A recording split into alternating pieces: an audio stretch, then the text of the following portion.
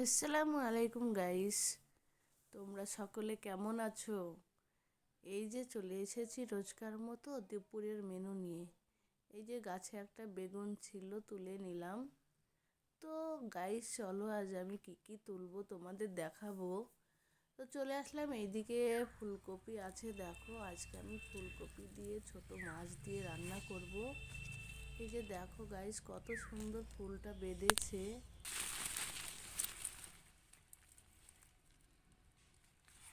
কত সুন্দর হয়েছে। তো চলো এখানে কিছু আমি শাক তুলে নিই।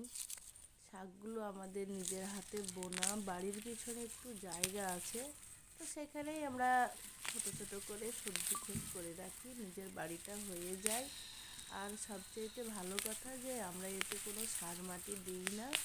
হ্যাঁ, মানে রাসায়নিক কিছু দিই না, বাড়ির গোবরের সার বা ছাই মাটি দিয়ে তৈরি করি। তো আমার পুনকার শাক তোলা হয়ে তুলে গেল। খাও। না, আর তুলতে হবে না, এগুলোতে হয়ে যাবে। অল্প করে তুলবো আজ। আজ তো তেমন তরকারি হবে না, সবজি হবে খালি। তো এখান থেকে কিছু মূলেও তুলে নিব। আজকে সবজি হবে, কারণ বাড়িতে সেইভাবে কেউ নেই, আমি আমার মেয়ে নাতনি, তাই মাছ মাংস তেমন কিছু করব না। আর পিছনে প্রচুর সবজি আছে, সেগুলো নষ্ট হয়ে যাচ্ছে না খেয়ে।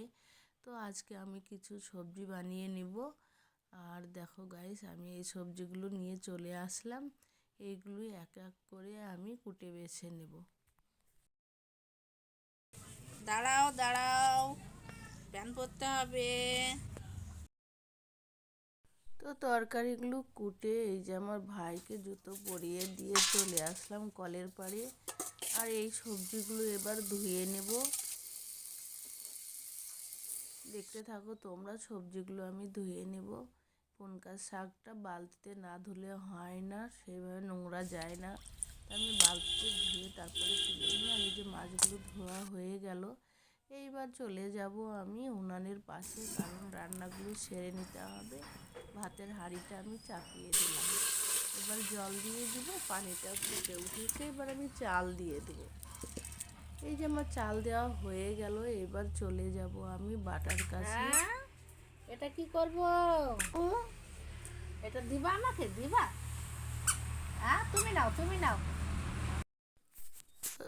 এই যে আমার পুচু চলে এসেছে, বদমাইশ, সারাদিন দুষ্টুমি করে।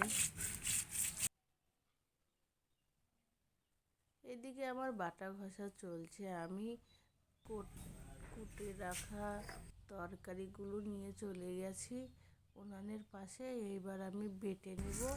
ওইদিকে আমার ভাতটা উনানে চেপে গেছে, আর এই বাটা কাজটা শেষ হলেই আমি উনানের পাশে বসে রান্নাটা সেরে নিতে পারবো।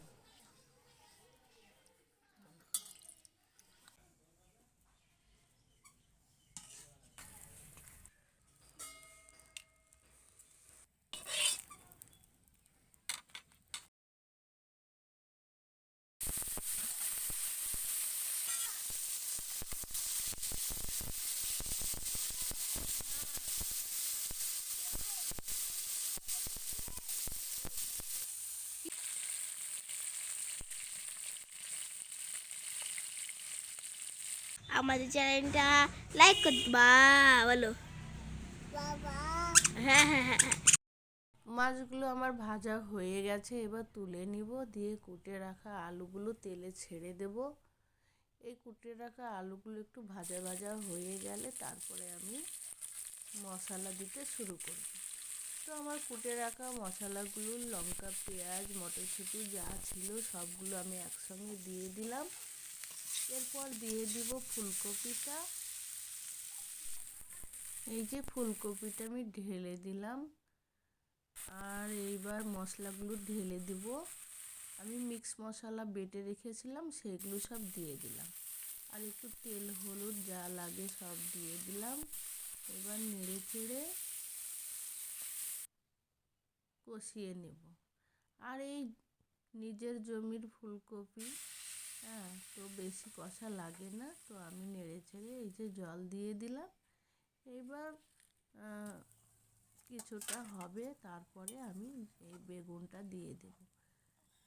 গাছের বেগুন হতেও সময় লাগবে না। তারপরে আমি একটু চাপা দিয়ে দেব। চাপা দিলে বেগুনটা মজে যাবে।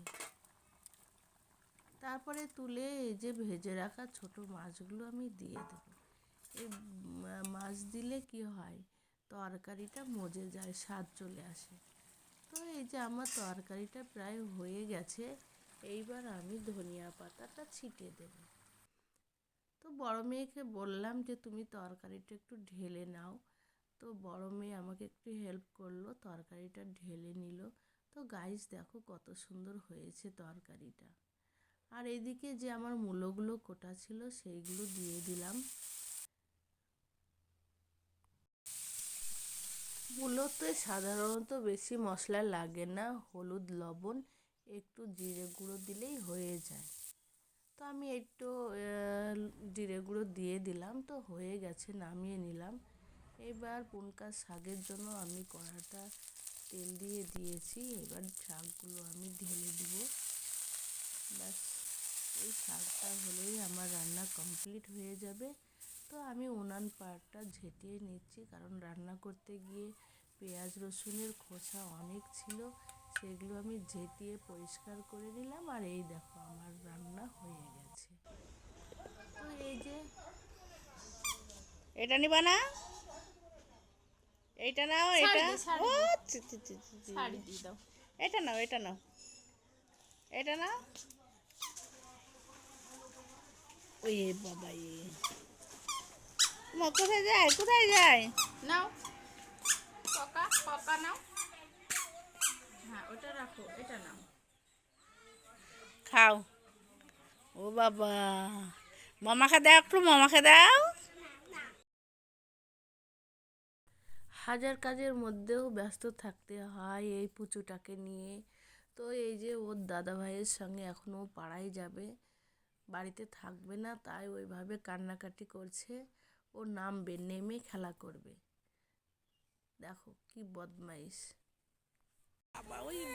আজকের ভিডিওটি কেমন লাগলো তোমরা কমেন্টে অবশ্যই জানিও। আর আমার রেসিপিটা কেমন হয়েছে বলো। আর এই যে আমার নাতি এখন খেলবে, তোমরা দেখতে থাকো। তো আজকের মতন ভিডিও এখানেই শেষ করলাম। আল্লাহ হাফেজ।